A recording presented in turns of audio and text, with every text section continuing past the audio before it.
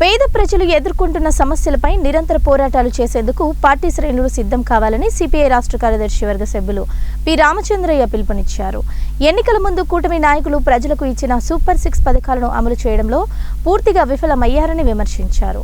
రైతులకు ఏడాదికి 20,000 రూపాయలు, నిరుద్యోగులకు నిరుద్యోగ భృతి 3,000 రూపాయలు, మహిళలకు ప్రతి నెల 1,500, ఉచిత బస్సు సౌకర్యం, తల్లికి వందనం, ఇంట్లో ఎంతమంది ఉంటే అంతమంది పిల్లలకు 15,000 రూపాయల చొప్పున ఇస్తామని సాధ్యం కాని హామీలను ఇచ్చి అధికారం చేపట్టాక ఏ ఒక్క హామీని నెరవేర్చింది లేదన్నారు. కేంద్ర రాష్ట్ర ప్రభుత్వాలు అవలంబిస్తున్న ప్రజా వ్యతిరేక విధానాలపై సిపిఐ నిరంతరం ఉద్యమాలు చేపడుతుందని తెలిపారు. ఈ కార్యక్రమంలో సిపిఐ తుగ్గలి, మద్దికేర మండల కార్యదర్శులు సుల్తాన్, నాగరాజు, ఏఐవైఎఫ్ జిల్లా కార్యదర్శి కారుమంచి, సిపిఐ జిల్లా సమితి సభ్యులు సురేంద్ర కుమార్, తిమ్మయ్య, కృష్ణయ్య, ప్రజా సంఘాల నాయకులు నెట్టికట్టయ్య, రంగన్న, వెంకటరాయుడు, వెంకటరామ వర్మ, అన్వేష్, శ్రీకాంత్ తదితరులు పాల్గొన్నారు.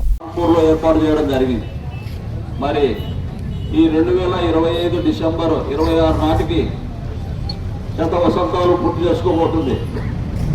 ఈ సందర్భంగా మరి మన కమ్యూనిస్ట్ పార్టీ కార్యాలయం చదువు రామయ్య గారి భవన్, ఈ కార్యాలయం ముందు మన పతాకాలు గావించుకొని గ్రామాలు కూడా ఈ కార్యక్రమం జరుగుతుంది.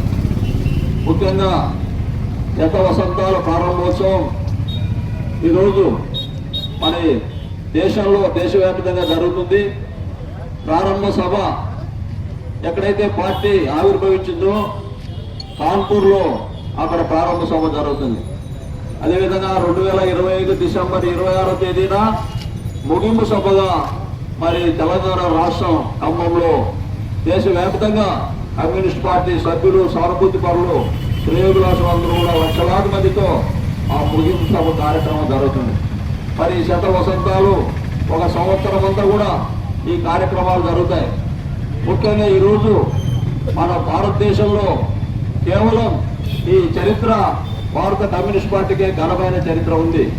ఈ దేశంలో 2 పార్టీలు, కాంగ్రెస్, కమ్యూనిస్ట్ పార్టీలు మాత్రమే చరిత్ర ఉంది. అయితే ఏ రాజకీయ పార్టీ కూడా మరి ఎలాంటి చరిత్ర లేదు.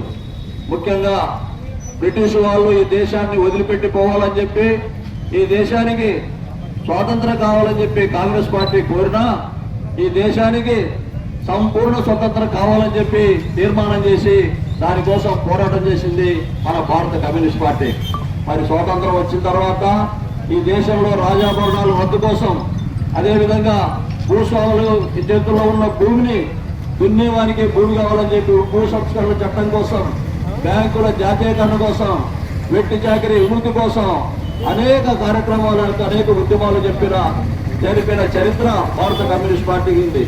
ముఖ్యంగా అనేక కుట్ర కేసులు కూడా ఎదుర్కొని, మీరట్ కుట్ర కేసు, కాన్పూర్ కుట్ర కేసు, అదేవిధంగా పెషావర్ కుట్ర కేసు, ఇలాంటి అనేక కుట్ర కేసులను కూడా ఎదుర్కొని కమ్యూనిస్ట్ పార్టీ నాయకులు మరి కార్యకర్తలు వేలాది మంది జైళ్లను ముద్దాడి వాళ్ళ ప్రాణాలు త్యాగం చేసి ఈ దేశానికి స్వాతంత్రం సిద్ధించి, అదేవిధంగా ఈ దేశంలో అట్టడుగు పేద ప్రజల కోసం నిరంతరం పోరాటం చేస్తుంది భారత కమ్యూనిస్ట్ పార్టీ. ముఖ్యంగా కార్మిక వర్గానికి సంబంధించి 10 గంటల కోసం 8 గంటల 10 గంటల కోసం పోరాడింది కమ్యూనిస్ట్ పార్టీ. అనేక ఉద్యమాలు చేసి ఈరోజు కేంద్ర రాష్ట్ర ప్రభుత్వాలు అనుసరిస్తున్న ప్రజా వ్యతిరేక విధానాలకు వ్యతిరేకంగా కూడా